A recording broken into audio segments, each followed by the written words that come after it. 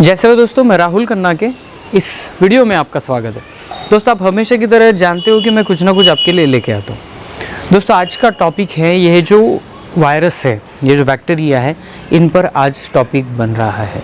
बिल्कुल दोस्तों, ये वीडियो पूरा देखें और कोइतुरो की थ्योरी में इसे क्या कहा जाता है, क्या ये नया है, क्या ये पुराना है, पूरा वीडियो में दोस्तों देखिए। बहुत सारे लोग इस बैक्टीरिया को समझने में लगे हैं और पूरी दुनिया को हिला देने वाला ये वायरस है। इसके लिए हमें अपनी बाजू तो रखनी है, लेकिन ये क्या है, कैसे आता है ये वायरस, कैसे आते हैं बैक्टीरिया, और इसके बारे में यहाँ के इंडिजिनस पीपल क्या सोचते हैं, यह भी महत्वपूर्ण है।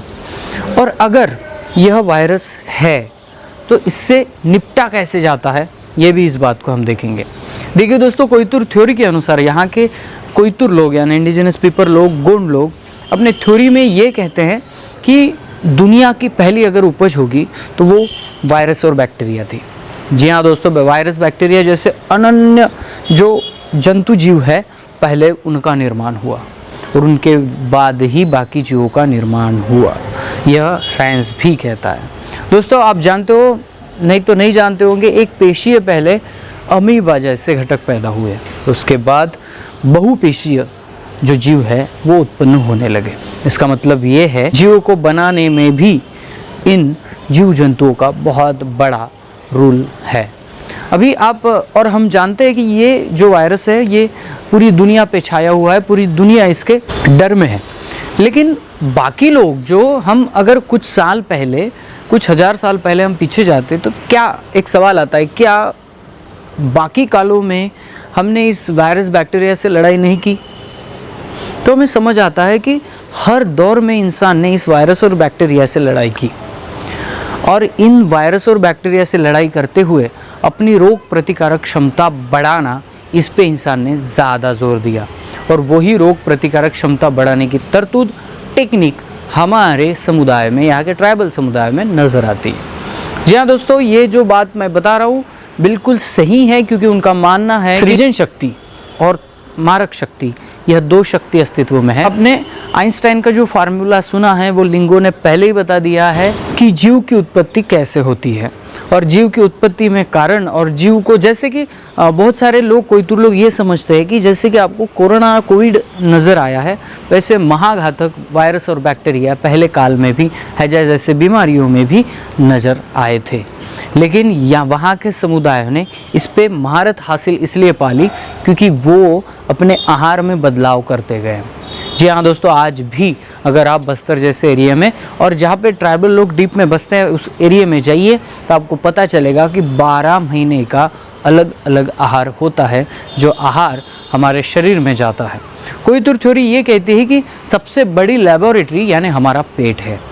इस पेट में सिर्फ खाने के लिए नहीं, तो अपने शरीर की रोग प्रतिकारक शक्ति बढ़ाने के लिए हमें खाना चाहिए, जिंदा रहने के लिए नहीं सिर्फ। और दूसरी बात यह है दोस्तों कि यहाँ पे जो पचन होता है और जिसका मल निकलता है, जिसके प्रोटीन निकलते हैं, वो शरीर को बहुत ही आवश्यक होते हैं।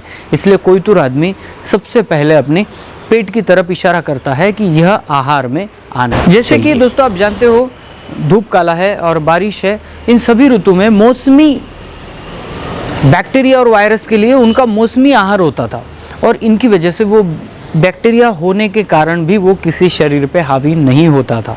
आपको पता नहीं है, लेकिन उनके दिनचर्या में, जीवनचर्या में आप देख सकते हो, एक घर के पीछे एक सांद होती थी, एक वाड़ी होती थी, वहाँ पे भरपूर प्रकार के जो सब्जी है, जो फल है, वो सभी उगाए जाते थे और वो ही खाए जाते थे।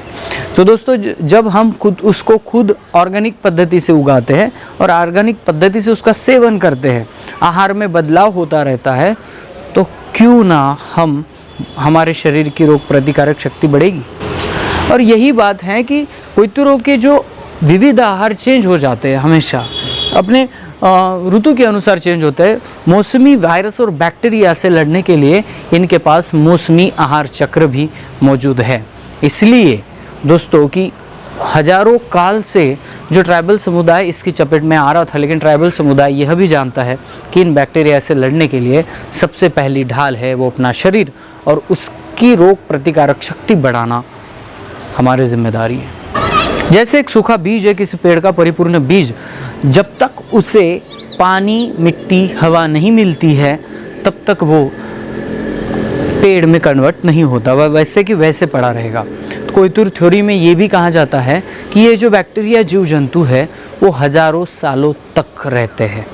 जैसे उनको पोषक वातावरण मिलता है वैसे वो अपना फैलाव शुरू करते हैं। और इस थ्योरी को मानते हुए कोइतुर आदमी ये भी मानता है कि हवा में कुछ अच्छे घटक भी होते हैं, वैसे कुछ मारक घटक यानी हानिकारक घटक भी होते हैं। और इन दोनों की पूजा भी कोइतुर समुदाय में की जाती है, उनको सभी को पूजा जाता है। आपको पता नहीं होगा लेकिन अणु रेणु से इन बाकी सभी जीव जंतुओं को भी पूजा जाता है कोइतुर कल्चर में। इनको माना जाता है सृजन शक्ति, यानी कुछ अच्छे जीव जंतु होते हैं जो शरीर के लिए पोषक भी होते हैं, उनके लिए भी पूजा अर्चना की जाती है, उनको भी पूजा जाता है। और जो मारक शक्ति होती है, जो हमारे लिए घातक होती है, उसको भी पूजा जाता है। कोइतुरन टेक्नोलॉजी में अगर उन गांव की नार की पद्धति आप देखें तो ऐसी रोगराई वाले जंतुओं की एक बड़ी पूजा कहेंगे हम, उनको पूजना कहेंगे। वो गांव के जो बॉर्डर होती है, वेस होती है, उसके बॉर्डर पे ही पूजा जाता है। आपको बता दूं खास तौर पे कोइतुरन टेक्नोलॉजी में उनके हाटूम यानी बाजार व्यवस्था भी गांव के बाहर होती थी, क्योंकि उनको पता था ये जो रोगराई, ये बैक्टीरिया उसमें ज़्यादा उत्पन्न हो सकता है और वो गांव की तरफ आ सकता है। तो इसका मतलब ये है कि यहाँ के इंडिजिनस पीपल जानते थे कि ये बैक्टीरिया, वायरस ये हवा में होते हैं, ये प्रकृति में सृजन करते हैं, लेकिन यह हमारे ऊपर ना आए इसके लिए हमारी पहली ढाल है अपना शरीर, जिसे हम रोग प्रतिकारक क्षमता जिसके हम बढ़ा देते हैं। तो दोस्तों ये जो कंसेप्ट है इसको आप इस भी नज़रिए से देख सकते हो कि निगेटिव पावर और पॉजिटिव पावर, ये दोनों जो पावर है ये दोनों भी पावर काम करती है। हमारे घर में जिस जीव जंतुओं की पूजा होती है वो स्थान अलग होता है, और गांव के बॉर्डर पर हम जिसको पूजते हैं, जिसे निगेटिव पावर भी कहते हैं, जिसे बहुत सारे लोग मरी कहते हैं। जब ऐसी बीमारियां आती तो मरी लग गई ऐसा भी बोला जाता है, इनकी भी पूजा होती है। तो दोस्तों कोइतुर आदमी इन दोनों में बैलेंस करता है कि उनको पता है कि एक अच्छी भी शक्ति है और दूसरी मारक शक्ति यानी दृष्टि शक्ति भी है। इन दोनों शक्तियों में बैलेंस होना ज़रूरी है।